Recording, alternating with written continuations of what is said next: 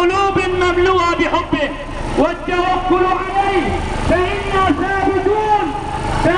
ثابتون لا مترددون ولا يائسون، لأن الله عز وجل قال إنه لا ييأس من روح الله إلا القوم الكافرون. إن الحمد لله نحمده